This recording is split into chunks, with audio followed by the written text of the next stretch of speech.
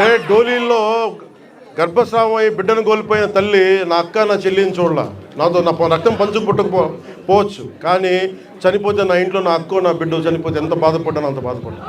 అందుకొచ్చా నేను కోరుకుంటున్నాను ఒకటే, నేను ఒక నిమిషం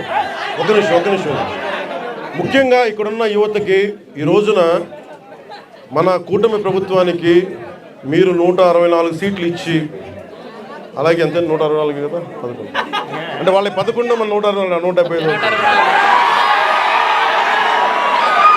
164 సీట్లు ఇచ్చి 21 ఎంపీలు ఇచ్చారంటే మేమేదో ప్రతి ఎంపీని బాధ్యత తీసుకునేలా చేస్తాం.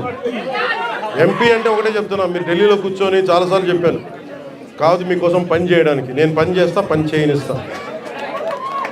యువతకి ఒకటే అడుగుతామన్నా, మీరు మీ నాయకులు, ఇప్పుడు నేను ఒక మాట చెప్పాను, మీరు నాకు వెంటనే 2019లో మీరు నన్ను గెలిపించలా, మీరు నన్ను టెస్ట్ చేశారు కదా, నిలబడతాడా లేదా అనేది.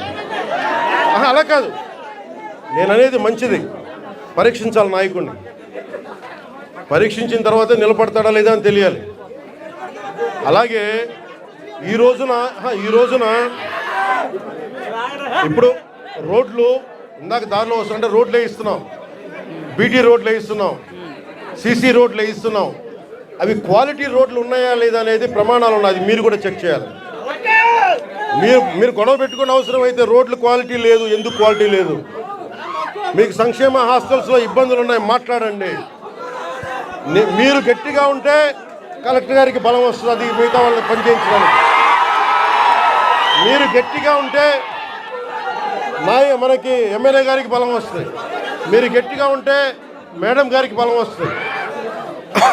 మీరు బలంగా ఉంటే మేము డబ్బులు ఎవరికి చెప్పండి, మనందరూ కష్టపడుతున్న డబ్బులు, మనందరి డబ్బులు, ఎవరి దయా దక్షిణ్యాల మీద లేవు డబ్బులు, ఇక్కడ మన కష్టం ఇది.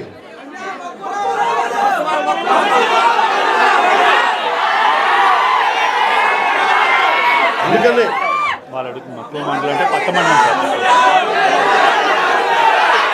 మీరు చూసిన రోడ్లన్నీ మనం వేసినవే. ఏమంటావు ఒకసారి, ఇప్పుడు కాదు, విను, ఒక నిమిషం. నాకు మక్కువ మండలం అంటే చాలా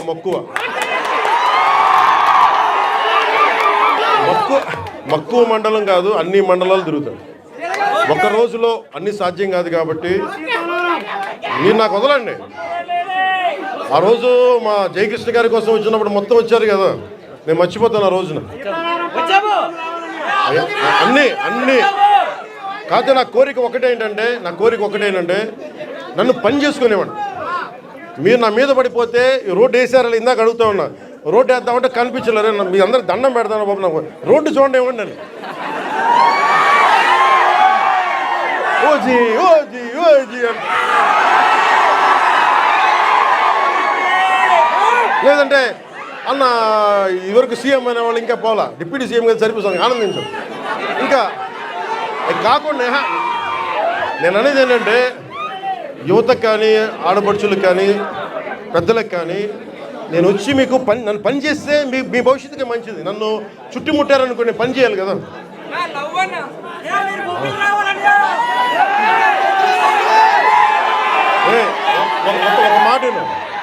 ఒక మాట వినండి. ఉత్తరాంధ్రలో మీరు తెలుగు నేర్పించిన నేల ఇది, వాడుక భాష నేర్పించిన నేల ఇది, తిరుగుబాటు అంటే నేర్పించిన నేల ఇది. అంటే మనల్ని ఎవరన్నా దోపిడీ చేస్తుంటే ఎదురు తిరిగే నేల ఇది. మీరు ఈరోజు ఏమైపోయారంటే, మీరు సినిమాల మోజులో పడిపోయి మీరు పోస్టర్లు పెట్టి ఓజీ లేదంటే మిగతా హీరోలకి జైజీలు కొట్టి ఇవన్నీ కొట్టండి. కానీ మీరు కనుక మీ జీవితం మీద బాధ్యత తీసుకోకపోతే ముందుకెళ్ళారు. మీరు మాట్లాడితే అన్న మీసం తిప్పు అంట. నేను మీసం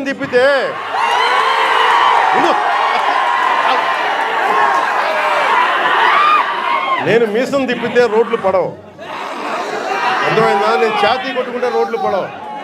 నేను వెళ్ళి ప్రధానమంత్రి గారికి దండం పెట్టి ముఖ్యమంత్రి గారి దృష్టికి ఆ సమస్య తీసుకెళ్తే రోడ్లు పడతాయి. అందుకని మీసాలు తిప్పడాలు, ఛాతీలు కొట్టుకోవడాలు నా చేతగా పని చేయడం తెలుసు, నాకు పని చేయనివ్వన్నాను.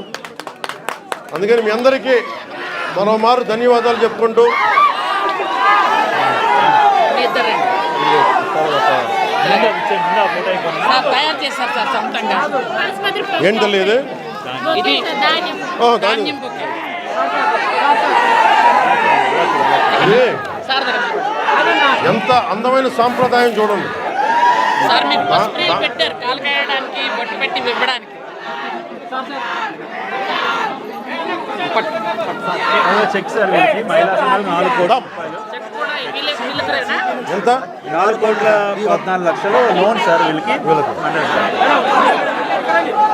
అలాగే మన మహిళా సంఘాలకు సంబంధించి 4,14,00,000 4,14,72,000 4,14,72,000 మన మహిళా సంఘాలకి రుణంగా తీసుకున్నాం.